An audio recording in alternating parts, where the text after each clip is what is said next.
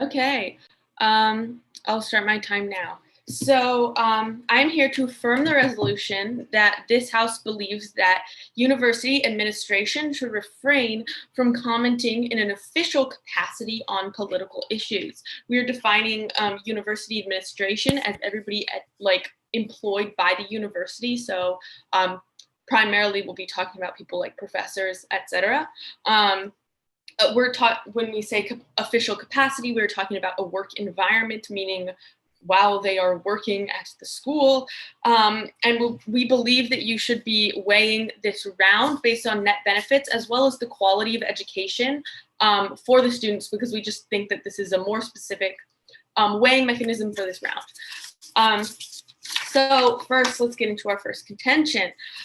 So when teachers are frequently commenting on political issues, there can be a consensus of opinions with no variety, and I'll tell you why and why this is really risky.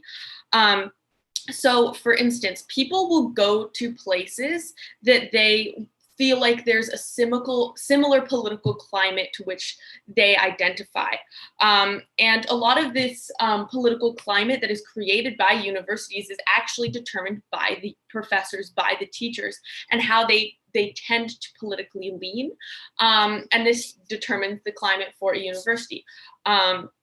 So, for example, like Liberty University is a pretty conservative university, and somebody who has super left-leaning views would probably not want to go there because of its political reputation. So when you don't talk about, or when administrators don't talk about politics in school, people with political opinions of all across the board will feel inclined to apply, rather than people with maybe a minority opinion in that specific university feeling like they don't want to apply to that university.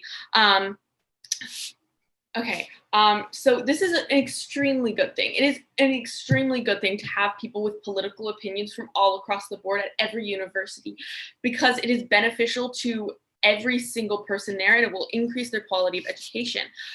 There will be more political discourse amongst the students in the classes and outside of classes, because people will have peers that exist from all walks of political life, who are super conservative, who are super liberal, who are leftists, who are libertarians, etc. And they will all be able to learn from one another. They will all be able to expand their minds. They will all be able to take in multiple opinions rather than one consensus and one kind of reputation that has been set by the administrators from the school. And usually when you get a bunch of people in a political environment with a wide variety of political opinions, as well as diversity in terms of gender, sexual orientation, and race, this usually leads to a decrease in things like biases that people may have. So when you have peers that are pushing certain agendas on you, or you're learning from your peers about political issues and their personal experiences because of diversity of ideologies that will exist on campus, you as a student will decrease your bias in terms of things like homophobia and racism, assuming that you had those going in to the university. And this is extremely important because everybody in the university will get better educated due to this variety of opinions that is created by a politically neutral school going in. So again, this will lead to a higher quality of education as well as a higher quality of life for specific minority groups. Secondly, it is pretty risky having a teacher voice their certain political opinion or comment on issues that they think are particularly important, which are usually indicative of their political opinions. So students need good grades at their university, and how they do this, especially in classes like English or poli-sci or whatever, is by pleasing their teacher, right? They're going to tell their teacher what they want to hear.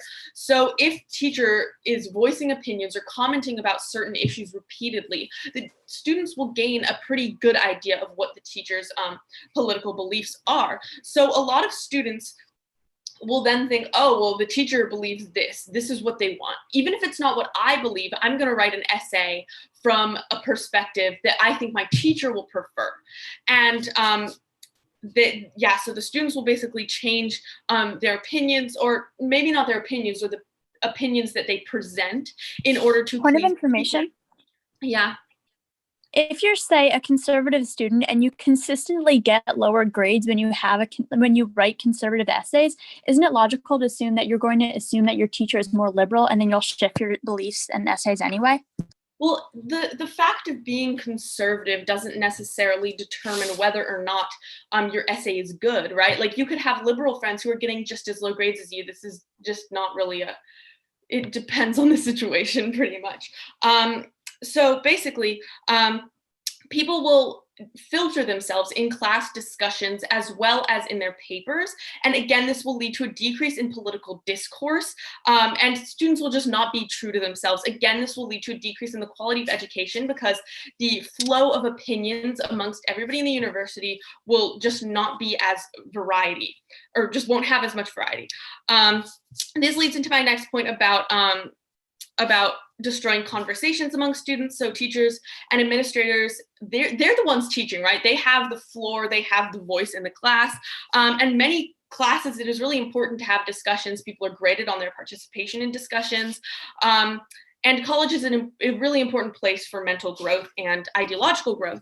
So when the teacher is constantly voicing an opinion, that kind of gives the power to one side of the political spectrum. If a teacher is backing up one side of the class, this will silence the voices of those who disagree, because those who disagree will be like, oh, well, the teacher doesn't want to hear this. And this leads to the other students not hearing their opinions, as well as them feeling silenced, them not being able to exercise their right in discussions in class. This leads to a lack of education for those who hold the minority opinions, as well as those who may be hearing them if the teacher was more politically neutral. So for all of these reasons, and because teachers participating in political discussions leads to a decrease in the quality of education, I urge a vote for the affirmation. Thank you.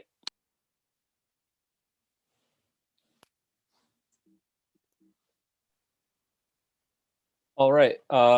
Everyone can hear me okay, I assume? Yes. Yes. Awesome, awesome. I will begin my time in 3, 2, 1. By the end of that previous speech, it seems like the biggest impacts coming from the government bench are that liberal students don't apply to Liberty University, and that a physics student tries to apply a liberal bent to their vector problems. It just doesn't seem like there's all that much impactfulness in this debate, and that's what we're going to try to give you on the opposition side in this round. I want to talk about 3 things in this speech. Firstly, a brief note on definitions, not that they're abusive, but just like to be clear what this debate is about. Then I'm going to forward 2 pieces of substantive argumentation, finally direct responses to the government case. Briefly, a note on definitions. I think it's worth pointing out that this debate is not just about your chemistry teacher talking about the election or why they like Joe Biden. It's much more plausibly about university officials like deans, or for instance, the heads of universities, making public statements about things like Black Lives Matter and ending institutionalized racism. We're fine operating under their definition, but I think it's worth pointing out that the meat of this debate is not your like English teacher randomly saying, oh, I love the liberals. It's much more plausibly when you have university officials on the record posting things on their website about why we need to fight for equality. That's really where this debate is about. First argument then I want to talk about is why universities need to comment on and address major social and political issues in order to make students feel safer on their campus. Secondly, I'll talk about why this fosters diversity of opinion and ultimately increases discourse. First argument, universities need to comment on pressing social and political issues in order to make their campuses better. There are 3 reasons as to why this is the case. Firstly, we say that in the vast majority of instances, administrations need to address and comment on issues of social advocacy and social justice. Because what happens on their side of the house when millions of people turn to the streets to protest for the BLM movement, when you have mass protests and rallies and organizations arising to fight for the cause of justice for the victims of police brutality? On their side of the house, administrations are silent. What happens when thousands of students walk out of classes in protest of environmental injustice and in solidarity with millions of other students across the world? What happens on their side? Administrations are silent. What happens when, for instance, the Trump administration tries to lock international students out of attending US colleges? On their side, universities don't talk about it. We think it is absolutely imperative that universities make public statements on these sorts of issues, that they talk about why we need to end institutionalized racism, why we need to, for instance, end institutions that enable sexual assault, CF, the Me Too movement. What happens under our side is that universities do that. And I want to be very clear about why they do that. Because on average, we would posit that universities tend to lean more socially progressive. This is because A, there's a general trend that universities are just fairly liberal institutions on average, but also B, because universities tend on average average to have very liberal student bodies. So I want to be very clear about the link chain. Under our side, universities and administrations can talk about these sorts of social issues. And on our side of the house, they are very likely to make comments about why we need to fight for social equality. No, thank you. This is also especially important, I think, because very many of the protests that we're talking about are themselves run by or most participated in by young people, by college students. So what is the impact of this argument? There are two. Firstly, we're going to make the claim that, broadly speaking, when administrations are silent, they are complicit in violence and complicit in oppression. Because when you don't call out things like police abuse, when you don't call out things like the existence of a rape culture, you are implicit and complicit in that harm. But the second impact is less moral, which is just that we think on our side of the house, students are going to feel a lot more comfortable, especially marginalized groups, because when you know that there are powerful figures within your institution that are committed to the same exact causes as are you, and they're conscious of why we need to end the oppression of Black people and the subjugation of minority groups, you are more likely to feel comfortable. And if they want to talk about the educational value of college, that's much higher on our side of the house. When you can walk into class and feel safe and comfortable and protected, that's where you can learn the best. The second reason as to why this is crucial in terms of addressing political issues is that we say that when universities comment on these sorts of matters, it empowers students to speak up about important issues.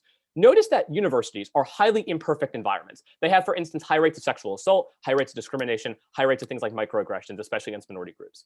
Unfortunately, these victims oftentimes don't feel as if they should speak up because they'll be shamed, they're not going to be supported. What happens when a university administration is silent? What happens is that harm is exacerbated because now these students feel that one of two things is true.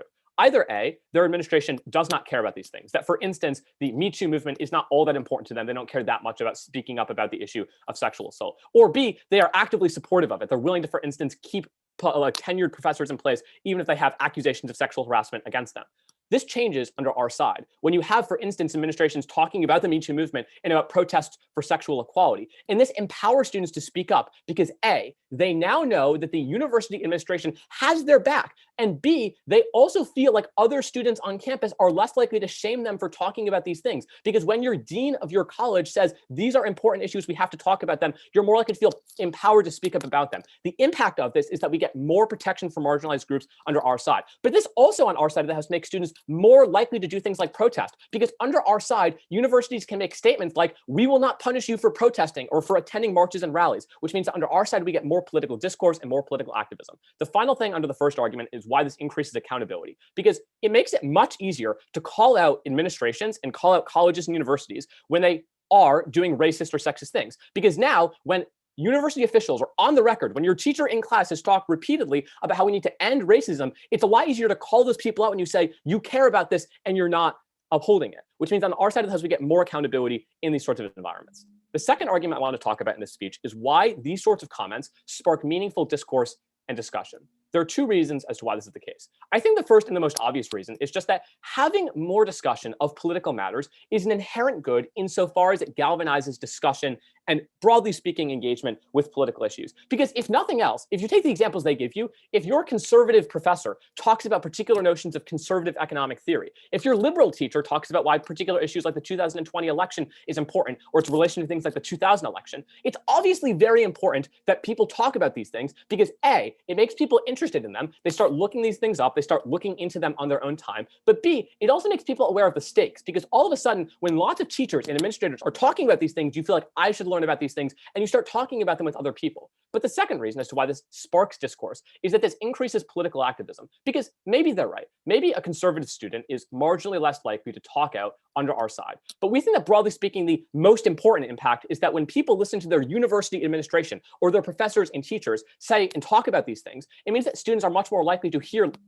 words like go out and vote, or have their professor say things like, here's how you can register to vote, or you can have professors talk about why you should knock on doors and phone bank. The impact of this is that we get more engagement with the democratic system under our side. We get more voting. We get more pressure on politicians to reform the system. A massive impact in this debate.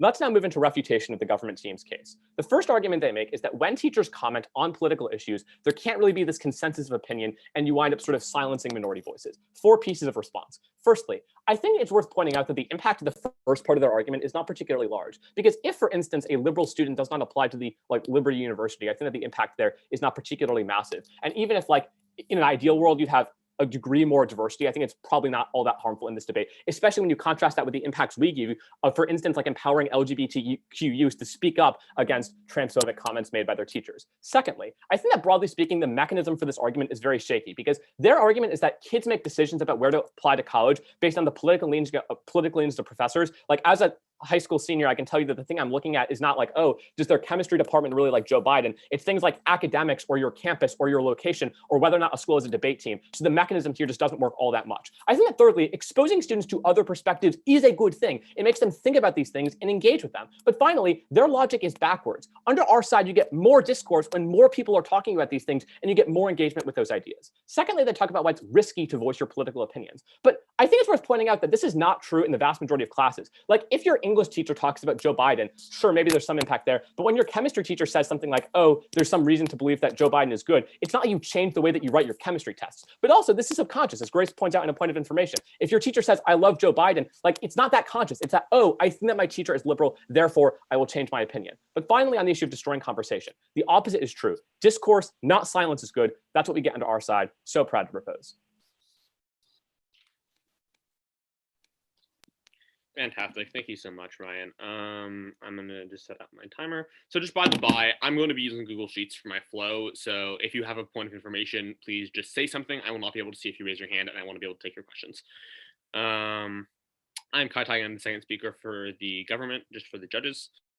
I'm going to be starting my time in 3, 2, 1. Okay, so let's talk about the points of clash in this debate, right? Basically, both sides are arguing that their side of the case is going to increase political discourse, it's going to increase political debate, and the other side is going to decrease political debate. But we have warrants for why our side is actually better and why our side has solubility for this issue of keeping people politically engaged, right? So let's talk about some of their contentions just to start us off, right? One of their biggest contentions is basically this idea that when universities comment on these matters, it empowers students to speak up and marginalized groups will feel like they're safe. The fact of the matter is that this is simply incorrect. Very often, schools will take a stance, an official stance on an issue like, oh, we support Black Lives Matter, we support gay people, we support women, we support the Me Too movement, but then don't actually take any substantial action. And so students still don't feel safe. So oftentimes these statements are really nothing more than just performative activism, and it doesn't make students feel safe again. So they also talked about how marginalized groups might not feel they can speak up if the administration is silent. Again, this is simply incorrect. Now I'm going to cite an example. It's not actually a university, but I actually think that this gives this example a much stronger impact. So I go to Berkeley High School. Our administration is just very, very silent on a lot of things. And we have a very, very high rate of student activism. And we are a high school right now. Imagine if you have college students, young adults who have formed their opinions, who have realized how many things they can do on their own, who are, over age, right? Who are not minors, who can do things on their own legally.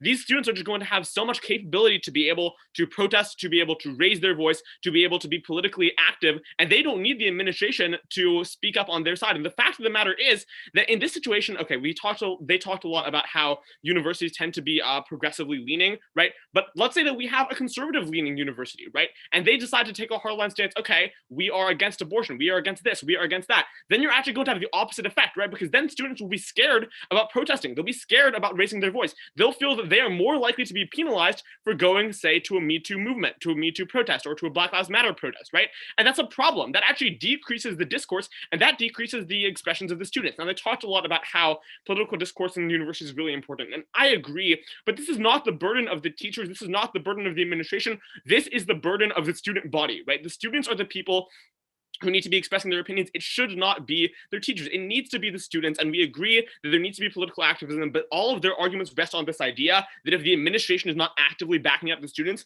will just stay silent. And this is simply not true. We have provided you with an example, and that example is a high school. Now imagine you are at a university, imagine you are at a college. They talked about our contentions. One of their refutations was, okay, so maybe they conceded that maybe it might be true for an English or humanities class or a political science class, but not for a chemistry class. But the fact of the matter is this is simply not a very strong refutation. They say, oh, it doesn't matter what you're going to say on your chemistry paper or your physics paper, right? But let's say you are in humanities class. There are a lot of humanity classes that are very important. There are a lot of people who are doing humanities as their majors at colleges, right? And that actually does have an impact. They, in fact, conceded that.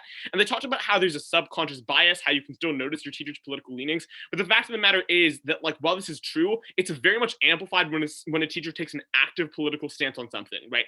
One of their points of information was, oh, but what if your teacher starts consistently marking you with low grades when you speak political opinions. Well, I believe, and I think that I have warrantation for this, that a teacher is much more likely to do this if they've already publicly expressed their political support for an issue. And here's why. Teachers are often under scrutiny in terms of how they handle their students, right? But if a teacher is known at the school for having a specific political opinion and for strongly backing that up, then it's natural that that teacher is going to feel a lot more comfortable factoring that political opinion into their grading system. And that's a problem, right? So we've addressed their point of information and we've addressed their refutation, which really wasn't a refutation at all, because they in fact conceded that it would be a problem if your English or your history or your political science teacher, God forbid, started talking about their political views and started silencing discussion in the classroom. And they said that the impacts of these contentions are just not that important. But the fact of the matter is that all of the impacts of these contention are the quality of education. And under our framework, this is one of the most important things, because of course it is university, right? You are supposed to learn, you're supposed to be able to broaden your mind. And as we've proved with all of our contentions, if we don't pass the,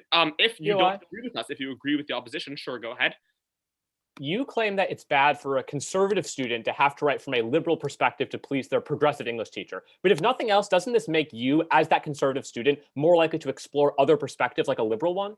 I entirely disagree. No, I think that makes you as a conservative feel unsafe expressing your real opinion. And actually, here's how I think that people learn. I think that people learn when they feel safe expressing their opinion, when they have a free discourse of ideas, and then they can hear their opinion proven wrong or proven right or whatever have you, right? If a student just sees that they need to keep their opinion bottled up inside of them and keep it secret, it's not going to go away. It might actually get stronger, because at no point are they going to talk to someone who calls them out on it. At no point are they going to talk to someone who calls them out on their potentially really harmful conservative beliefs. And this is where we're actually going to get into some more of their points. They talked about how marginalized students are going to feel more comfortable, and we just talked about why that's not necessarily true. Oftentimes when a school takes a stance on something, they don't actually have any substantial protections, and so the marginalized students aren't necessarily going to feel more comfortable. In fact, most of the time they don't have substantial protections, so most of the time marginalized groups are not going to feel that comfortable. But then we get into, again, this idea of the conservative student, right? Universities are a place where people are supposed to have their minds expanded, their political views expanded, right? Universities are probably honestly our best chance to slow down the political polarization in this country by creating discourse and by having people talk to each other about dissenting political opinions, right? But the fact of the matter is that in this situation, let's say that we have a socially progressive school with some conservative students in the student body, right? And the dean and the administration and the teachers actively take a stance of, okay, this is our stance. We believe in this and this and this and these progressive issues, right? And the fact of the matter is that this is actually going to make some of the conservative students very uncomfortable. And of course, the comfort of marginalized groups should be prioritized, but this is still a real impact. This is still real impact on those conservative students' quality of education. And this still potentially makes it so that people who could have had their minds broadened, could have had their minds expanded, are going to stay very narrow, very single track, are going to feel like their opinions need to be hid, and are not actually going to be able to express those opinions, and will never be able to have those opinions changed. And that's really, really dangerous. And let's talk about bigotry, right? So like, here's another example. I talked a little bit about how opinions don't actually go away when you just hide them. How you get rid of potentially harmful opinions is by discussing them and by having them disproven, right? And that's about, like, political issues, but it's also just about general things like bigotry or racism or homophobia or transphobia, right? The fact of the matter is that we need to make sure that our marginalized communities are feeling safe. We also need to make sure that these ideas are nipped in the bud in terms of students, right? If a student has these ideas, they need to be able to voice them so that other people can say, no, you are wrong, and be able to change their mind, right? Because that actually decreases a lot of the harm they could potentially cause in the future. This is a time when we can broaden people's minds and make sure that people are going to be a lot less bigoted. This is a time when people are supposed to expand their minds, right? Universities are when you are supposed to be presented with diversity of opinion, with diversity of people, and this is simply going to be a problem under the opposition's ideas. Sorry, I'm just going to scroll down a little bit. I'm still looking through my flow. Okay, so let's just go back over the points of clash again. Really, what this debate is coming down to is political discourse, right? Both sides agree that the impacts of political discourse are huge, that we need to keep political discourse. But our side is saying that political discourse among students is not reliant on the administration providing their support, and their side is saying that political discourse among students is reliant on administration providing their support. And I think I've provided some warrants for why our side is correct.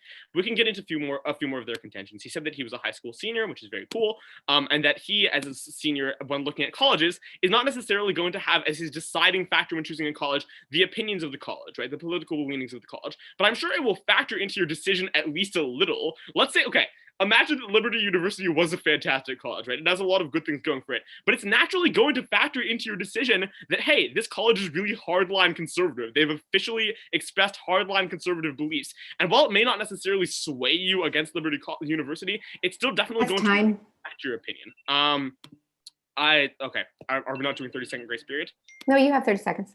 Okay, yeah. So we're just going to go over the one last point of class. They talked a little bit about our definitions, and they said that they would argue under our definitions. This isn't going to be topicality, but they said that this really has nothing to do with teachers. I just disagree. I want to provide clarification on the idea of administration. The fact of the matter is that the bureaucracy is administering the whole school, but teachers are administering the classrooms, which are subsets of the school. And so our points about these teachers still stands and still need to be discussed. Thanks. All right, I'm just going to take a moment to set up my timer. May I begin? Wait, question. Do you want us to like turn off all of our cameras? I know you're having like internet issues and stuff. It seems to be working fine right now, so I don't think we're having any problems, but like obviously if my audio starts cutting out or something, just cut me off because I'll have no way of knowing. Is there any way that we can see you? Or would that mess things up? I think if possible, I would prefer to keep it off, but I can try, and if there are any issues. I guess do whatever's comfortable if you. Okay. If there's issues, how about we put it in the chat, because like if you're frozen, then it won't go through. We'll just, is that cool? Yeah, okay, that should work. Okay. All right, may I begin? Yep. Okay, first I'd like to start by addressing this definition issue just because I think it will clarify the general scope of the debate. Then I'm going to get into some of the responses to our points, and then I'm finally going to address theirs. So first, to address this issue about like definitions and what like an official statement is. They try to tell you there's this like trickle down effect where like if universities clarify a stance, and it means like secondarily teachers clarify their stance as well. This isn't something that's really like central to this debate. When we say like universities make official statements, it's not Professor so-and-so says that she likes Donald Trump. It's more like, as the University of Chicago, we like condemn racism. It's like when you see like these official statements are not like the things that individual professors are making. So with that being said, I'm going to go into our arguments. So first, to get into this point about university officials making a statement, and they don't really fully refute this point about what's going to happen if universities generally like have some sort of activism that protects minority students. For example, if you're a university and you said that you're committed to protecting LGBT students, then you have more accountability that university is forced to take.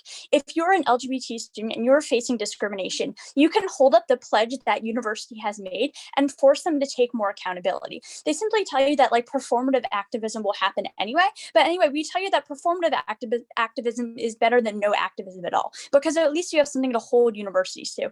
If they make no statement on this, there's been no guarantee, no discussion of your rights at all, and in fact, you feel more safe on campus. You feel more unsafe on campus. So we see that on our side, these minority students feel more safe on campus. Now to get into this issue about like empowering students to speak up. And I think this is something where there's been a lot of contradiction on the other side. First, they try to tell you that high school students are like very politically involved, that they already feel like really empowered to speak up. And then they try to tell you that like if you're a bigoted student or if you have like minority beliefs and you're not going to speak up, we think that they should choose their position here. But I think we can generally tell you that like, yes, students are going to have political opinions and they are going to be likely to discuss them. So we see that even in areas where there are majority like conservative or majority liberal colleges, then we're still going to see a lot of political discussion. But why is it important that the universities do so? Well, I think it's important to characterize what's going on when you're a college student. College is consuming your entire life. You're focusing mostly on your studies. This is something really major to you. You're like studying all the time, or you're like partying with your friends.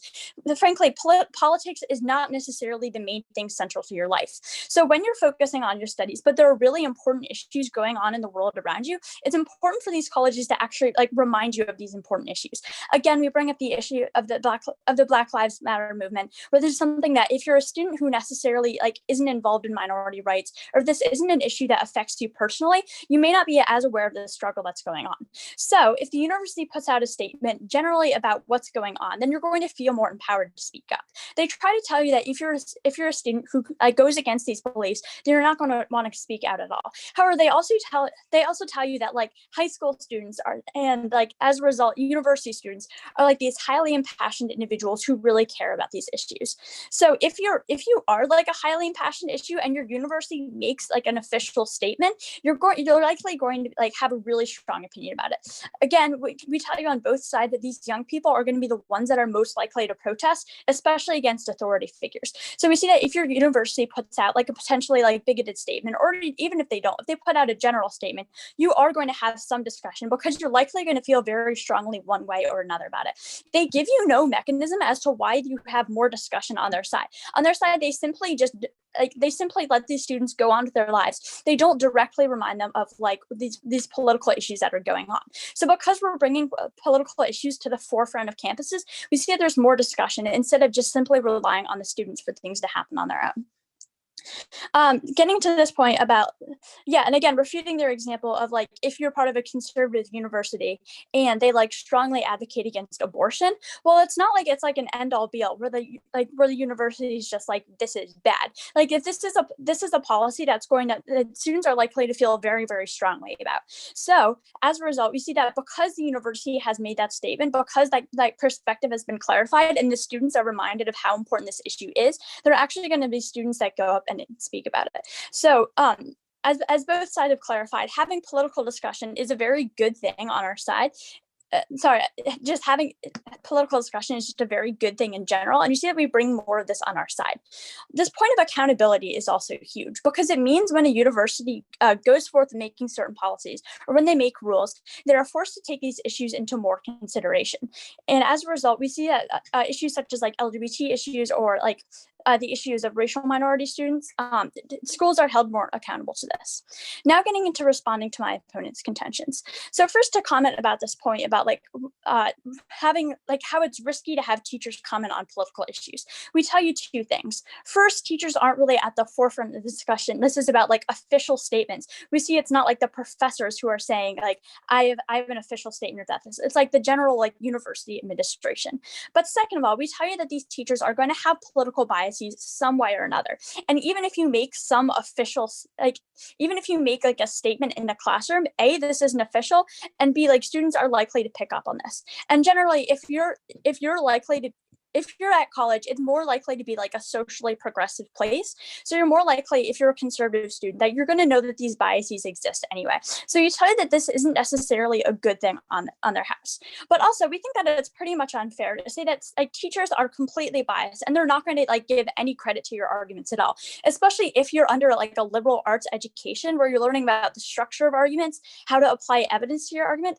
We think it's like extremely unlikely that teachers are suddenly just going to like disregard their entire curriculum and like not actually listen to evidence. So we think that again, this isn't a very major impact. In fact, we suffer it on our side because if there's more political discussion, then we can actually talk more about individual teacher bias, and then as a result, we have more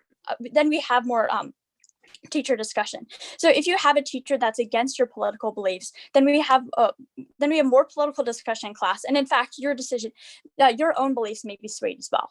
Now to get into this issue about like when teachers comment on opinions, like it creates this homogeneity. So first of all, even if you're at a very conservative university, it is possible that you are going to have more liberal teachers, especially if you're a humanities professor, because a lot of the disciplines that you're teaching is how to use like command of evidence. It's how to structure an argument. So it's likely that these teachers are aware of different perspectives. So again, we tell you that there's a lot more nuance to this issue. And if you have teachers commenting on these opinions, then they actually happen. They give you no mechanism on their side as to why these discussions are going to occur in the first place, especially when these political things aren't necessarily on the forefront of students' minds. Again, to get into this issue of bigotry, again, we see that college is a place where people like often really show their true selves, especially in places like Greek societies or like fraternities where certain attitudes may come to the forefront. So if there is more political discussion, if the university puts out a statement that they like condemn sexual assault and that they're really committed to helping solve it, then we see that this bigotry gets discussed. Whereas if the university just does not discuss it at all, then we do not have these discussions. So because we're the only side that actually provides you a mechanism that these discussions are happening and that this discussion is more meaningful and these students feel more protected, we are so proud to oppose this resolution. Thank you.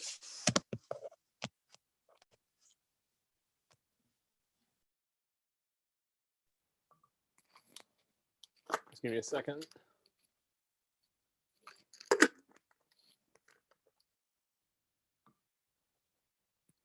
All right, I think everyone can still hear me okay and all that. Yeah? Yes. Awesome, thanks. All right, I'll begin my time. 3, 2, 1. The claim that we made in this debate was very simple. The more people you have talking about political issues, the more you have discussion of those issues and engagement with those issues. And I want to be very clear that at the end of this debate, it might be true that some students on some side of the House will feel silenced, but on aggregate, we get much more discussion and much more discourse under our side. That's why we're proud to oppose. I want to talk about three things in this speech. Firstly, a brief note on this definitions clash, if it even exists. Then I want to talk about marginalized groups, and I finally want to talk about freedom of speech and expression. Briefly on definitions, I just want to be clear, like it's not that we're calling their definitions abusive. It's just that we're talking in this debate both about teachers and administrators, but it's worth pointing out that the impacts for actual administrators, like the dean of your college, are just a lot more important, right? Like your teacher randomly making a comment about how they really like Joe Biden is much less impactful than the head of your university giving a 30-minute long speech about why we need to protect Black voices and empower marginalized groups. So even if you agree that teachers matter in this debate, as Grace points out, teachers will probably give subtle indications that are politically leaning on either side of the House. The most important group in this debate then is administrators. First area of clash I want to look at is the clash over marginalized groups and who better protects those groups. We give you three structural reasons why under our side of the House, you better protect and empower minority groups and minority voices under our side. Firstly, as Grace points out, it's much easier on our side of the House to hold universities to account because now under our side of the House, when your university head made statements about how we need to, for instance, stop cultures of sexual assault and rape, and they talk about the importance of the Me Too movement, you can now on our side of the House say, why did you not punish the kid who raped my friend? You can point to these exact words that they used and use it against them. The second reason as to why we better empower those voices is because under our side of the House, under their side of the House, marginalized groups are very likely to feel repercussion for speaking out. Because if you don't know whether your college dean is pro-BLM or anti-BLM, you're afraid of protesting. You're afraid of going out onto the streets. And importantly, you're more likely to think that they are opposed to BLM, right? Because we told you that silence is effectively being complicit in violence. And so on their side, if you want to protest for BLM, but you're not sure if your teachers or your professors are going to support you, you don't protest under their side, but you do on ours. But finally, we talk about the issue of uncertainty, because on their side, you have no idea what your university supports. They're not making statements about things like the election or whatever, which means on their side, you defer to the assumption that you will be punished. But on our side, you have clarity. You know that you can speak up against sexual harassment. You can speak up against racism. You can talk about these things. And I want to be clear, this is not just performative activism. This is the first step in driving real, actual change. As we've seen in very many college campuses, you can look at as an example of this, how colleges after the Me Too movement did things like appoint independent commissions to review their policies on handling accusations of sexual harassment and assault. So we get real change for the most marginalized groups in this debate. We give two impacts to this. Firstly, we talk about how you get better emotional well-being for these groups. And even if this is performative activism, as Grace points out, is better than no activism, which is what you get on their side. But secondly, we talk about the issue of being complicit in systems of violence. So do the weighing here, right? Who should we prioritize in this debate? Should we care more about marginalized groups, for instance, LGBTQ students on campus or Black students who face continued racism in the classroom? Or should we care more about mini Ben Shapiro who feels uncomfortable using his dog whistle politics to make pseudo-racist arguments? Obviously, we should care more about the groups that are the least privileged and the least well-off, who benefit the most under our side. So even if you think that conservative students are harmed by these sorts of policies, that is outweighed on magnitude by the fact that we empower the most oppressed and the most harmed voices to speak up and actually change the real world. But we also give a bunch of mechanisms here that aren't really engaged with. We talk, for instance, that universities on our side can talk about students, can tell students to register to vote. Here's how you can register to vote. Go out and protest. So on our side, we get much more activism and therefore win the most important stakeholder in this debate. Secondly, on freedom of speech and expression. They claim that under our side, students feel silenced, but that misses a crucial argument that we make. Under their side, all students feel silenced, because if you aren't sure of the political leanings of their university, no one feels comfortable talking about these things because everyone assumes that the university has the exact opposite belief. I'm going to go into my grace period now. We outweigh them here on magnitude because Grace explains to you that under our side, you have more discussion because when your teacher tells you, let's talk about these issues, you feel more empowered to explain your perspective to other people. And so if they want to talk about the value of education, the value of education is best maximized when more people talk about these things. But we also explain why under our side, you get more engagement with the political process, more people voting, more people caring and thinking about these issues. And so at the end of this debate, we are so exceptionally proud to oppose. Thank you.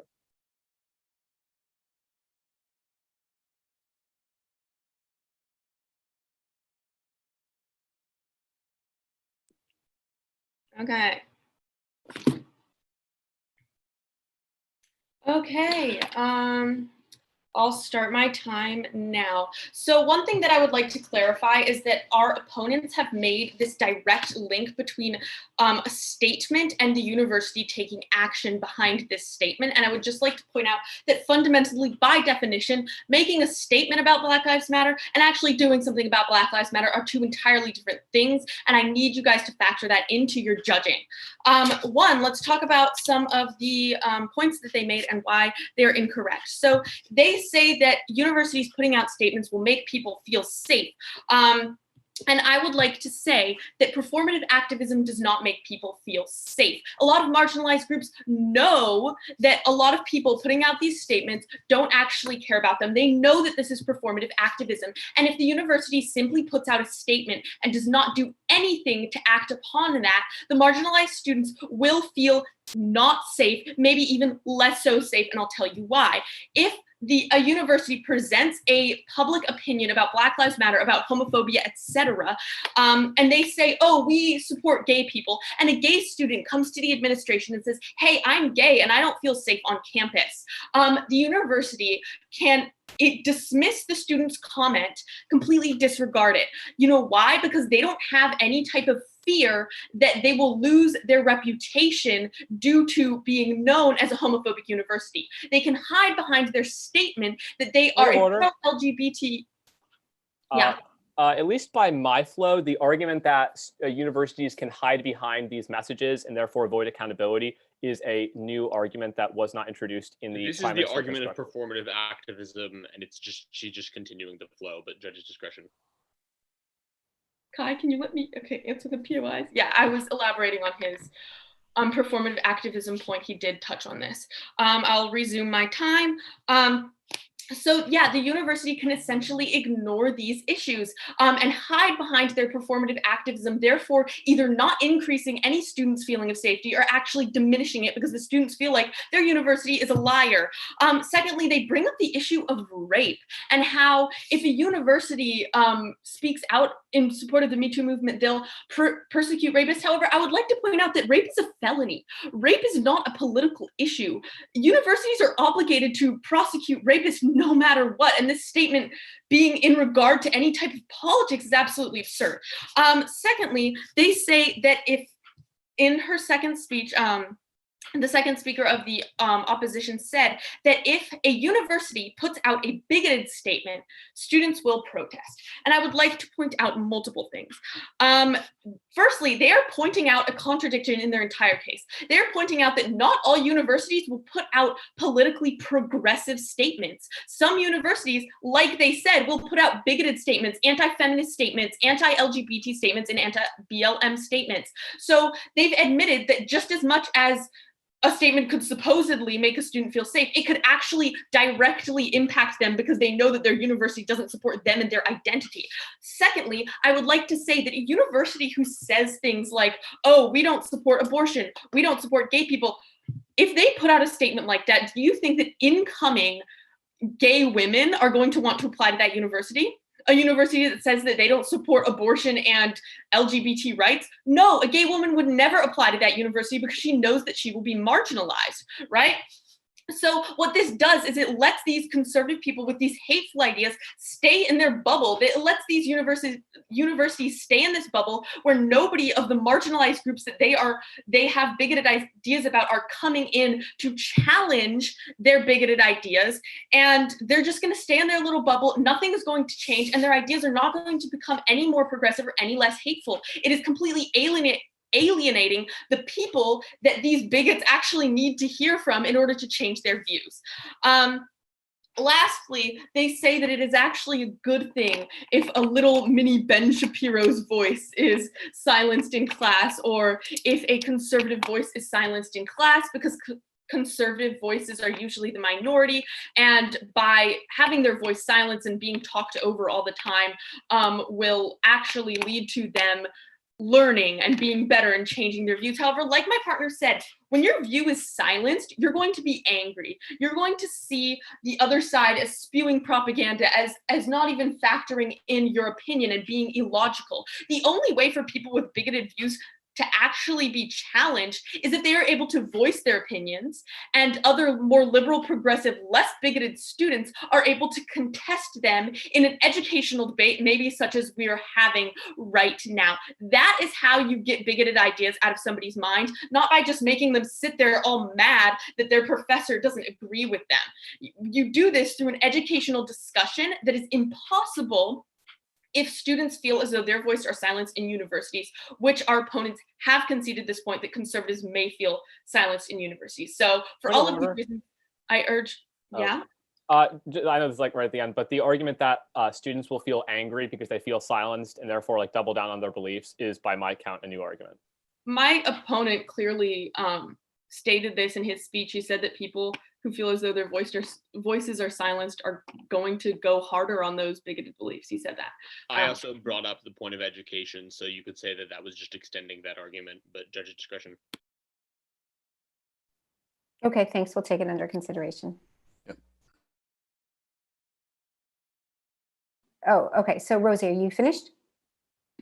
Oh yes, Okay. He called the POI like right as my Right time. as you're finishing. Okay. All right. So that brings it to an end. Thank you, everybody. That was awesome. So judges, I believe that we give our opinion. I mean, that we go to tab room, enter our decision, and then come back here and give some comments. Is that right? Yeah, that's what we do. Yeah, that's my understanding. Okay. So should we regroup here, and how long do you need? 5-10 minutes for me. Okay. Yeah, same for me. Okay. So let's reconvene in about, be back here, everybody, by 11:40 Eastern, and we'll be back in the room as soon as we can after that. Thank you, guys. That was a great debate. Thanks. Thank you. Thanks for a great round. That's super fun. Thank you.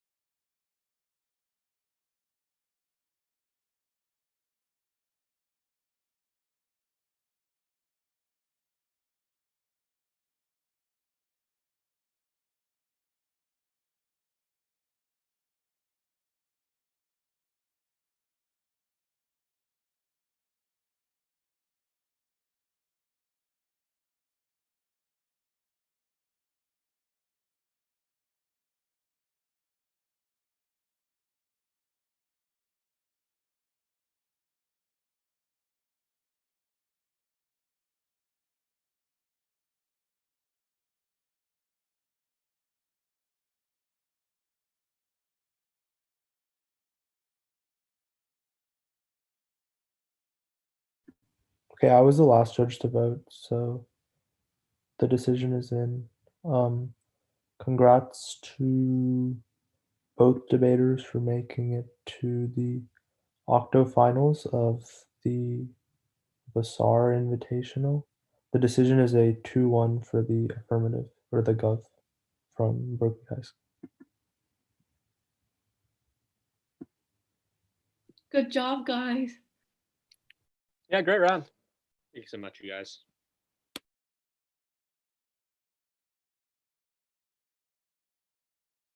Oh, so is the next round in like 20 minutes? Or do I just go back to the main room?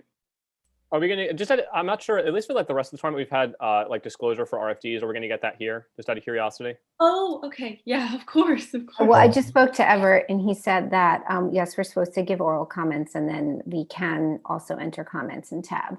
So judges, I don't know if you feel comfortable doing that. And they're supposed to be brief. Yeah, usually the judge who sits goes first. Usually the what? The judge who sat, so the one that voted negative. Oh, that would be me? Yeah. Okay. Yes, so I voted for op.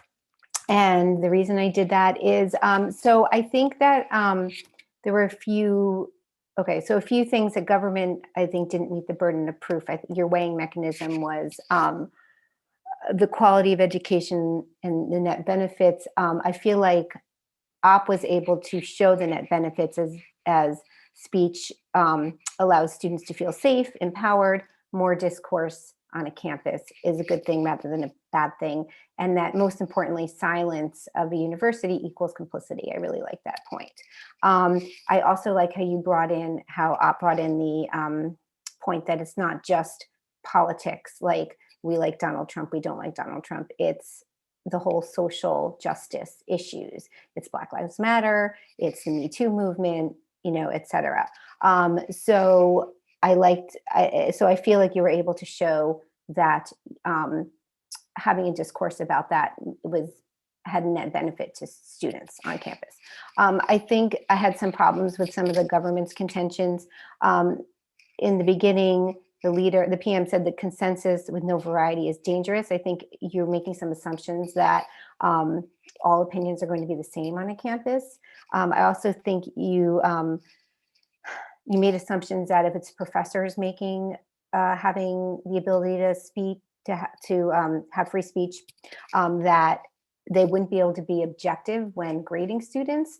And I think that any professor that can't be objective when grading a student is not worth their salt, shouldn't be a professor. And I think that, in my experience at least, that professors would actually welcome a difference of opinions, and that even if they disagree with a student on a paper, let's say in a political science class or what have you, as long as the student does their job and makes good arguments and is able to back up their opinions with facts, job well done.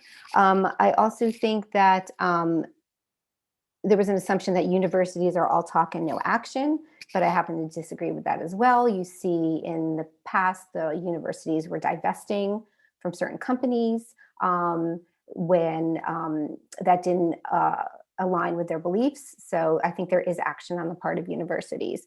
And then also the contention that college students don't need administrators to speak up for them.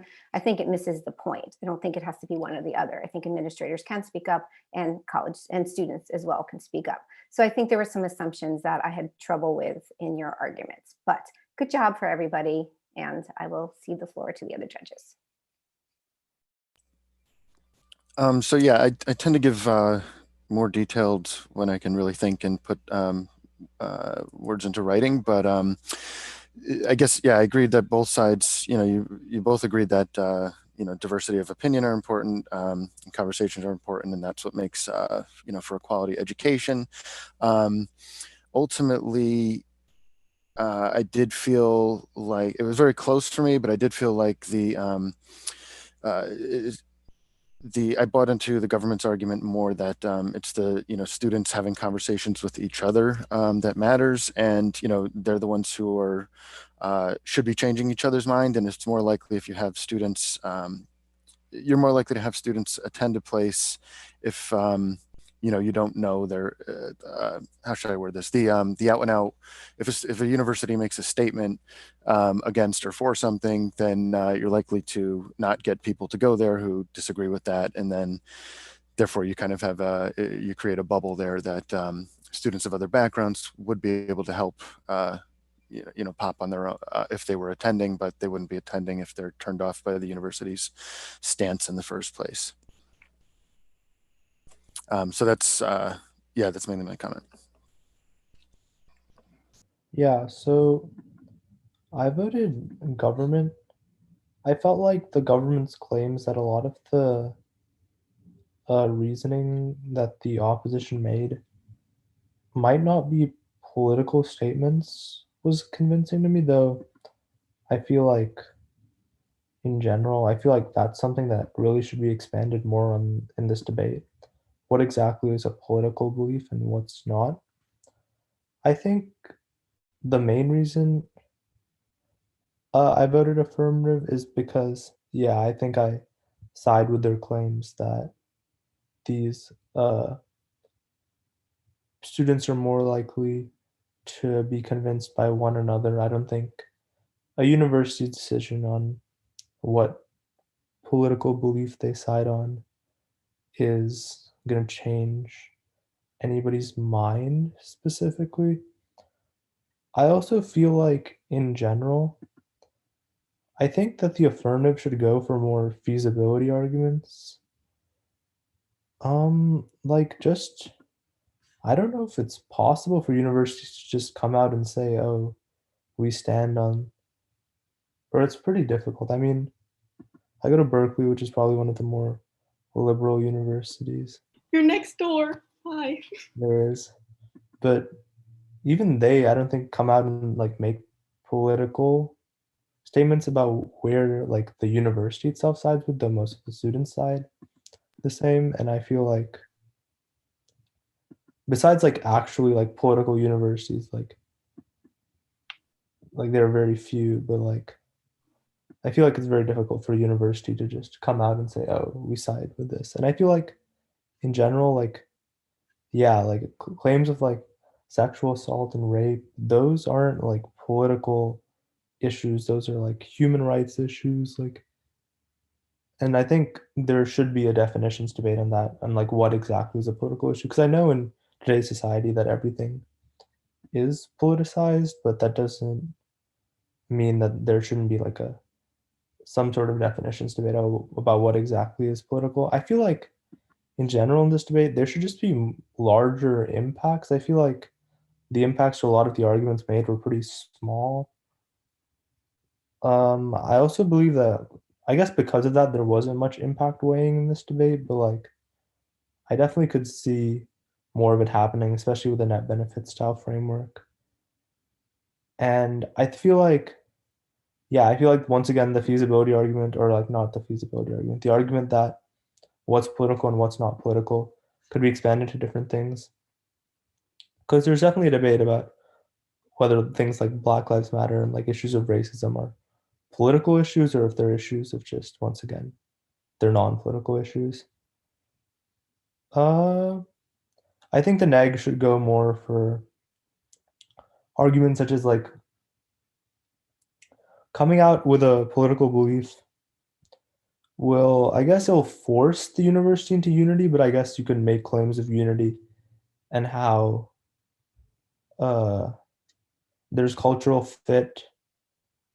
I guess you can say that in response to their argument about how people like won't choose to come to the university if there's not a thing. I guess it like makes everybody like go to the university that they like want to go to, or like they feel like they fit into politically, even though that might not necessarily be a good thing. I just personally think this topic is pretty half skewed, but I think the negatives path of the ballot is probably winning a lot of defense on the AFS claim and then winning like slight offense about like unity, cultural fit, and stuff like that. Thank you. Everything was super helpful that everybody said. Oh, great job. So I think we all leave this room and just go back to the main meeting room is what I would do and wait for further Also, instructions. Ryan, when you said mini Ben Shapiro, that was hilarious. I broke. Cool, good to know. Well, thank you. That was a great round. So thanks for doing that. And thanks for all the judges voting. Yeah, thank you guys. And thank everybody who's here. I appreciate you and good job. Thanks, guys. Yeah. Good job. Thanks so much. Good luck in the next round, guys. Hope you do well. Bye.